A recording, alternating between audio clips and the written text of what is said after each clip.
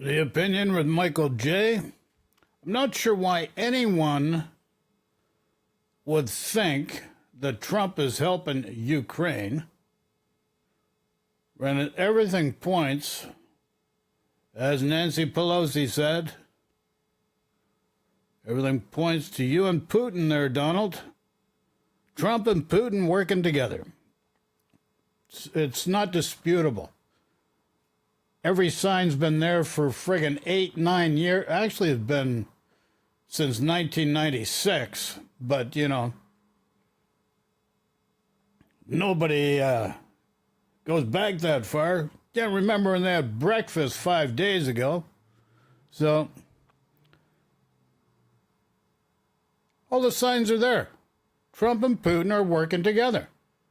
Now, when Trump turns against the allies, that's sign number one. Now let's go to the main screen. Now we're going to go to Nicole Wallace, NBC, MSNBC. Don't worry about reaching for a pen and paper today. Today's show comes with all of your math homework done for you by us. Not that it's a particularly difficult bit of arithmetic either, which is the whole point, because today, on day 54 of our 90 Deals in 90 Days tracker, Donald Trump isn't remotely halfway there. Be generous and give him half of 1 point for a framework of a deal with the UK, and we'll give him a point for achieving a preliminary one with China, although there's trouble on that front to tell you about as well today. And Trump is just past his own 1 yard line, 1/90th of the way there. To put it bluntly, this is not a game. It's a gamble and a bad bet, to hear some economists talk about it, staking our very livelihoods and those of our children on reforging global trade using possibly illegal tariffs. As of today, the rates for steel and aluminum imports are now officially doubled, up to 50% now. Possibly illegal tariffs? They are illegal. Not possibly, they are illegal. So let's go right here. Here's where we're going to go. Mr. Lutnick, Commerce Secretary. Policy. Howard Lutnick. If Vietnam, for example, came to you tomorrow and said, okay, Mr. Secretary, you win. We're going to remove all tariffs and all trade barriers. Would the United States please do the same? Would you accept that deal? Absolutely not. Absolutely. Did you hear that? He says absolutely not. So the factor of reciprocity is a non sequitur. It doesn't exist, even though they say it exists. A classic example of divide and conquer. Create the crisis, provide a cure for the crisis, and then deny, deny, deny. This is what Donald Trump's doing. He's done it from day one, first term, second term. So here again, you can listen for yourselves. Not a fan of Senator Kennedy, but the guy is a lawyer, and he's right on the mark here. Barriers. Would the United States please do the same? Would you accept that deal? Absolutely not. Okay. Absolutely not. That would be the silliest thing we could do. What's the purpose of reciprocity then? Is reciprocity not one of your goals? Are you telling the president that we shouldn't seek reciprocity? If that's what you're telling him, why are you trying to do these trade deals? What do we want? We want to encourage Vietnam to produce products they're great at producing. But I want to get back to reciprocity. You just said you don't believe in you don't accept reciprocity as a goal. What are you negotiating in these trade deals? Why would we open our bank account and their bank account when Why ours are is you 10 times negotiating bigger? trade deals? You're trying to get up. There's the deal. He said, when our bank account is 10 times bigger. You're just bullying the world. And that's really where it's at. Just bullying the world, because you got Canada, Mexico on either side of the United States. They've been targeted. The UE's been targeted. UK, everywhere else. Even Bibi, Mr. Netanyahu, who's friggin', we're not going to go into the British Palestine statehood, which has been totally abused in many ways. And if we go back to the Ottoman Empire, you'll understand what I'm talking about. Nonetheless, we're going to come back to trade. Why is trade not happening? Because other countries to lower their tariffs and trade barriers in return for us lowering ours. That's true for the things that they'll take from us. That's called reciprocity. Of course. So I want to be really precise here. I'm not trying to stoop. So reciprocity does not exist. And here's another thing. Another senator spoke with Mr. Lutnick during this inquiry. And back in February, Lutnick was supposed to provide a framework of how they were looking at reorganizing different institutions. And he just stonewalled the senator and basically said, we can go offline and talk about it. And this was just a few days ago. So same inquiry. So now let's go to the next thing. Why is Kristi Noem, or was Kristi Noem, on behalf of CPAC, which is the conservative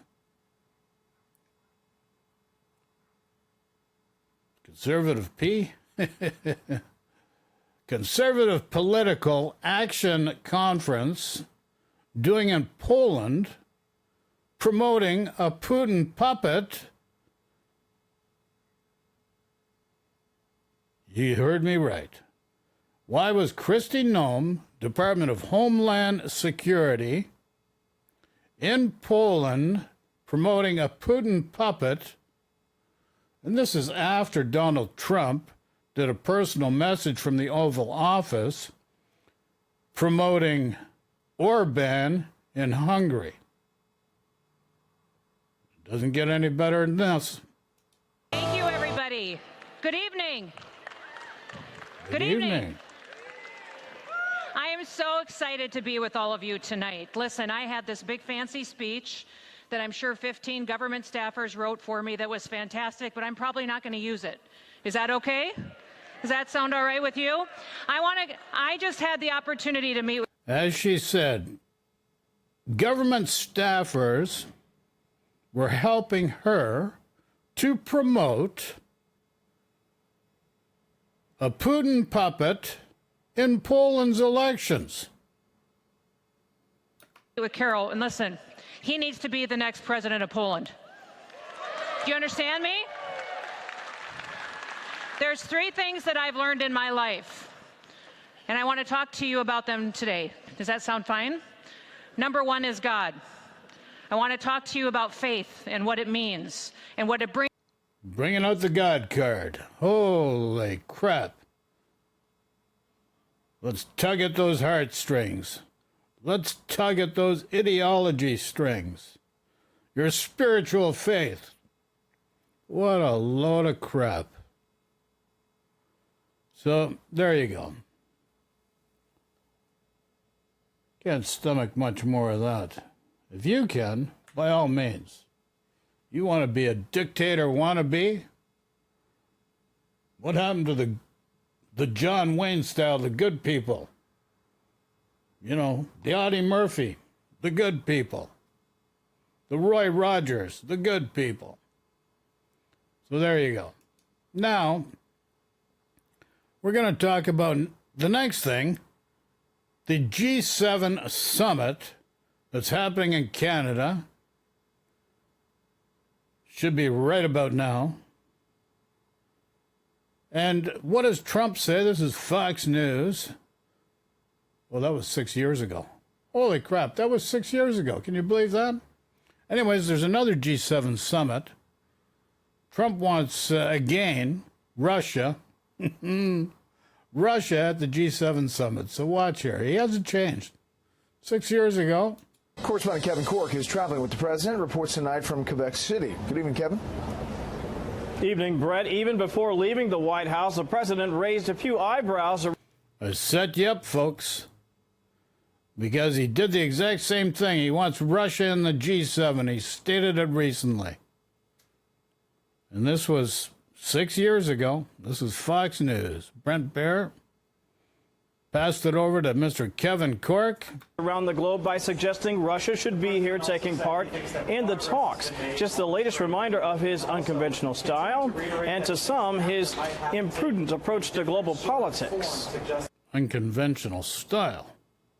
Makes you actually question or formulate the question, if you're able to critically think, to formulate the question that maybe this Putin invasion of from Russia, using Belarus as the springboard into the Ukraine in 2022, was in order to show that support for Trump, to undermine Biden. It's funny how Trump always says it wouldn't have happened if I was president. Are you so sure? Whether you like it or not, and it may not be politically correct, but we have a world to run. And in the G7, which used to be the G8, they threw Russia out. They should let Russia come back in, because we should have Russia at the negotiating table. It was quintessential Trump. An odd rejoinder about Russia before leaving for the G7 summit reverberated across the globe and caromed across the partisan political divide here at home. Why are we having a meeting without Russia being in the meeting? And I would recommend, and it's up to them, but Russia should be in the meeting. Russia was kicked out of the G8 because it invaded Ukraine and annexed Crimea. The president's sentiment that the Russians should be a part of the gathering here in Quebec clearly at odds with many in his own party and some key allies from around the world, including the UK, which weighed in with a statement that read in part, "The Prime Minister has always said we should engage with Russia, but beware. We've seen malign activity from Russia in a whole variety of ways. Before any conversations can take place about Russia rejoining, it needs to change its approach." Once on the ground in Quebec, the president stood with world leaders for the traditional family photo, though the smiles seemed to belie the tension beneath the surface. Just ahead of the summit, the president raged on Twitter about unfair trade, calling out America's allies for their steep tariffs on American goods, like Canada's 270% tariff on U.S. dairy, while demanding increased access and reciprocity. His counterparts fired back, threatening to go it alone if the U.S. slammed members with steep tariffs. The United States are naturally a great economic power, but if they continue towards a form of isolationism, brutal hegemony, of distancing themselves from their own history, from their own values, from the role they play in international organizations, that will be bad for the United States of America.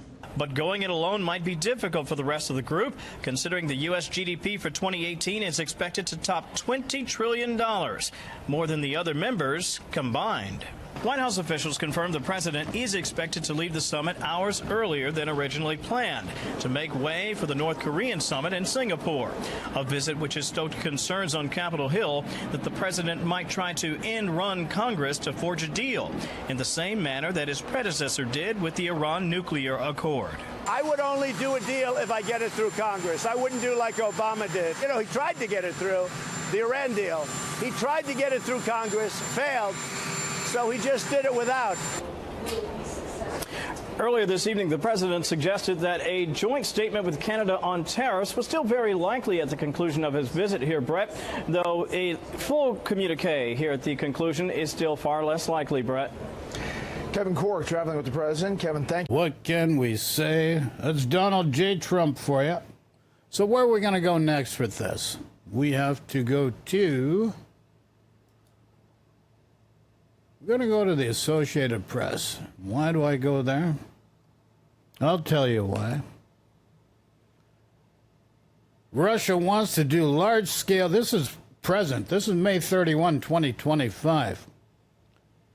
Trump has another phone call with Vladimir Putin and states Russia wants to do large-scale trade with the United States when this catastrophic bloodbath is over. And I agree, Trump said in a statement after a phone call with Putin.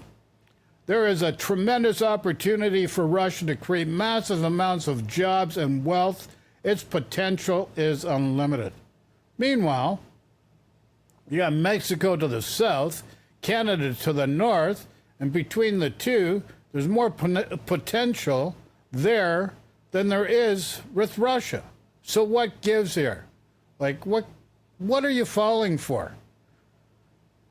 So you've just been played. The whole world is being played. You're being played. The United States is getting hijacked by Donald Trump and Vladimir Putin together. And this is why nothing's getting done. And because you got this Witkoff dealing on behalf of the United States. He's been put into place by Trump. But same with Kellogg, and how they all of a sudden said, well, it seems like we can't do anything. We're just going to walk away from the negotiations, which means they'll just let Putin do whatever.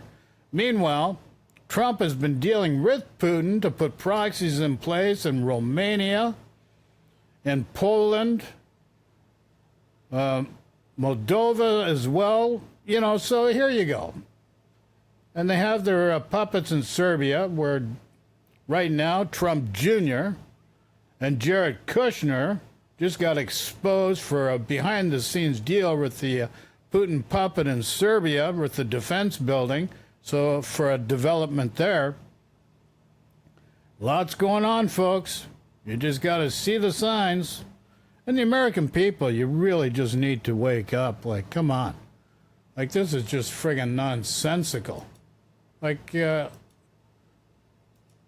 there is no good answer to explain to them what is happening and why is the president of the United States is saying what he's saying. And I bumped into you upstairs just before you came down, and I could see how really visibly angry you were with those words. Because it's not just some words, because it's basically my life, my relative's life, my neighbor's life is at stake. Every next missile, every next drone attack could be the final one for someone, for people that I love, for me personally. And this is why I'm angry, because if it was in some parallel world and we were just discussing some people, it would be one thing. But it is very real. In Ukraine, everything is very real. I mean, Nick was saying, our diplomatic editor, you heard him there, Kira, talking about the mixed messaging we're getting from this administration. It's not the first time I've heard it. But, you know, does this sound like a president who is ready to impose sanctions on Russia? Because only 2 weeks ago, I think he said, well, give me 2 weeks to figure it out. Does this sound like a president who's prepared to put a red line, who's prepared to portray some, give Russia some stick? Because that does not sound like that to me. It's another painful matter, Isa, because we have done everything by the book. We have done things that we said that we would never do.